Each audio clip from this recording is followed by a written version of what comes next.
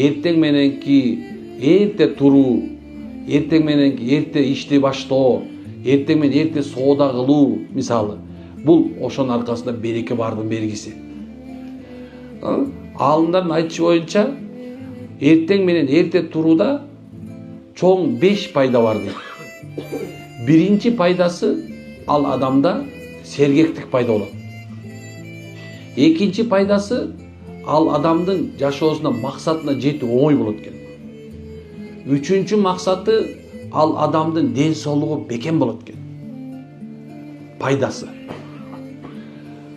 Төртүнчүсү Алла Таала анын ар бир тапкан нерсесине береке берип коет экен. Бир тыйынга дагы. Бешинчиси болсо Алланын берекеси менен күнү узак болот экен. Күнү узак болот экен. Дегени ошол күнү берекелүү болот экен. Бар десе жетише турган болот экен. Демек, машалла, бул жерде да бир сонун сөз бар. Кандай сөз? Кандай сөз? Бул сиз менен биздин эртең мененки турушубузга бир себеп болгон периштелер экен. Bir шайтан бар экен. Ал качан биз багымдат намаз келген мезгилде биздин көзүбүзгө үйлөп дагы али убакыт бар, жата тур дейт экен.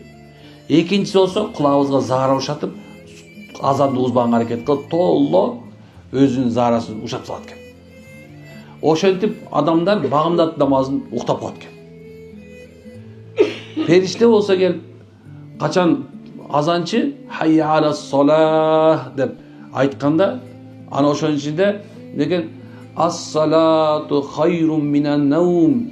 Эй, намаз сен уктап аткан уйкудан жакшы, тур деген мезгилде периштелер акамаллаху адама, эй адам балдар, тургула деп периштелер жар салып турат экен. Мына ошол мезгилде корооздор, периште укпайбыз да. Анан корооздор анан кийин баягынан үнүн сала кыйкырып баштайт экен.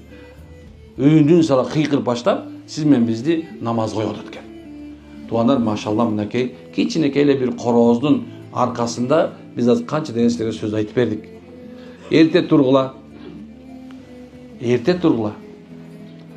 Анткени эрте турда береке бар. Эрте жаткыла. Алланын рахматына бөлөнөсүздөр. Пайгамбарыбыз куптандан кийин ошо замат уктагыла деген. Эмне себептен?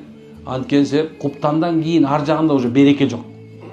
Болду, жумушта да береке жок, илимде да береке жок, көргөн телефонуңда да береке жок, тапкан акчаңда да береке жок.